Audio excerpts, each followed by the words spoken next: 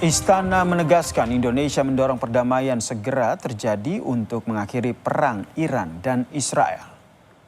Pernyataan ini saudara disampaikan oleh Wakil Menteri Sekretaris Negara Juri Ardianto. Juri menyebut Presiden dan juga Menteri serta jajarannya memantau eskalasi konflik di Iran dan juga Israel untuk mengambil keputusan terkait dengan evakuasi dan keselamatan warga negara Indonesia. Juri menegaskan pemerintah Indonesia tidak berpihak terhadap salah satu pihak dan mendorong perdamaian. Tentu saja karena Indonesia adalah negara yang